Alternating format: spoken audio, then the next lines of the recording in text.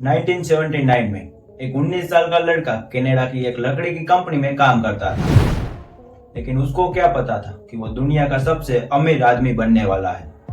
तो दोस्तों, कैसे हो आप सभी लोग। एक बार फिर से आप सभी का स्वागत है हमारे one of the best YouTube channel में। तो यारो, वीडियो लास्ट तक देखना और अच्छा लगे तो लाइक एंड सब्सक्राइब जरूर से करना। 3, 2, 1, and booster ignition liftoff. Space shuttle Discovery, taking the space station to full power for full science. तो कहानी की शुरुआत होती है 1971 में साउथ अमेरिका के एक छोटे से शहर से। जन्म होता है इलोन रेवी मस्क का। जब इलोन मस्क 9 साल के थे तब उनके पेरेंट्स का डिवोर्स हो जाता है। तब इलोन अपने पापा के साथ रहने का फैसला करते हैं। इलोन ज्यादातर घर में अकेले रहते थे, इसलिए इलोन का ज्यादातर समय कंप्यूटर में कोडिंग करने में निकल जाता था। सिर्फ 12 साल की उम्र में इलोन अपना सबसे पहला गेम बनाते हैं, जिसे वो $500 में एक कंपनी को बेच देते हैं। और फिर इलोन को अपने मम्मी के घर जाना था, जो कनाडा में रहते थे। तो इलोन ने अपने कैनेडियन वीजा पे अप्लाई कर दिया कनाडा जाने के लिए, लेकिन 5 महीनों तक वो अफ्रीका में ही पढ़ाई करते रहे। और फिर इलोन अफ्रीका से कनाडा आ जाते हैं और वहाँ वो लकड़ी के कंपनी में और फार्म मिल में काम करना शुरू कर देते हैं, जिससे वो अपना खर्चा चला सके। इलोन मस्क साथ ही साथ क्वींस यूनिवर्सिटी में अपना दाखिला करवा लेते हैं और 2 साल बाद इलोन यूनिवर्सिटी ऑफ पेंसिल्वेनिया से 2 डिग्री लेते हैं। इलोन को स्टैनफोर्ड यूनिवर्सिटी से भी एडमिशन का ऑफर आया था, जिसे वो रिजेक्ट कर देते हैं, क्योंकि उनका मानना था कि वो नेटवर्क नामक एक कंपनी में काम करे। लेकिन वहां से उन्हें रिजेक्शन फेल करना पड़ता है। उसी साल इलोन अपने भाई के साथ मिलकर जिप2 की शुरुआत करते हैं, जो कि इंटरनेट के थ्रू मैप्स की डायरेक्शन बताने में मदद करती है। कुछ समय बाद एक कंपनी 3007 मिलियन में जिप2 को खरीद लेते हैं और $2 मिलियन लेके इलोन मस्क कंपनी से बाहर आ जाते हैं।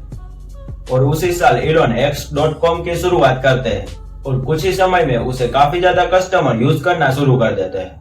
और एक ही साल के अंदर ये कंपनी कोफिनिटी के साथ मर्ज होकर पेपल कंपनी बन जाती है। तब इलोन इस कंपनी के सीईओ बनते हैं, लेकिन कुछ समय में ही कंपनी में कुछ दिक्कतें आने लगती है और इलोन को सीईओ के पोस्ट से हटना पड़ता है।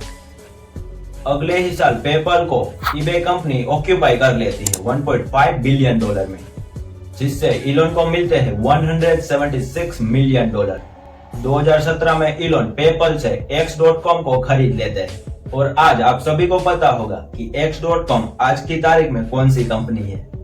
जो पैसे इलोन मस्क को पेपल को बेचकर मिले थे, वो उन्हें जेब में लेकर घूमे नहीं, क्योंकि इलोन तब सोचते थे कि स्पेस में भी इंसानों के रहने का सिस्टम होना चाहिए। तभी इलोन अपनी पढ़ाई शुरू करते हैं कि रॉकेट को कैसे बनाते हैं और चलाते हैं। और 2002 में इलोन खुद के ही पैसों से SpaceX की शुरुआत करते हैं, जिसका काम था रॉकेट को सेफली उड़ाने का और सेफली उसे वापस लैंड करने का। SpaceX 2006 में अपना पहला रॉकेट लॉन्च करते थे, जिसका नाम रखा गया था Falcon 1, जो कि अर्थ के ऑर्बिट में जाने के पहले ही ब्लास्ट हो जाता है। और ऐसे 2 rocket back to back fail हो जाते हैं, जिससे इलोन मस्क और उनकी कंपनी बैंकरप्ट हो जाती है। लेकिन वो हार नहीं मानते और एक बार फिर से ट्राई करते हैं। जब फाइनली वो सक्सेसफुल हो जाते हैं, जिसको देख के नासा की ओर से SpaceX को 12 Falcon 9 रॉकेट के ऑर्डर मिलते हैं, जिसके साथ साथ इलोन 2003 में टेस्ला में भी एंट्री लेते हैं। इलोन यहाँ पे $6.35 मिलियन यहाँ पे इन्वेस्ट करते हैं और मेजॉरिटी शेयर होल्डर बनकर टेस्ला के चेयरमैन बन जाते हैं। फिर इलोन ऐसी कार बनाते हैं जिसमें फुल ऑटोमेटिक सिस्टम, जिसमें कार ड्राइवर की कोई भी जरूरत ना पड़े। टेस्ला मोटर्स आज काफी ज्यादा बड़ी कंपनी बन चुकी है।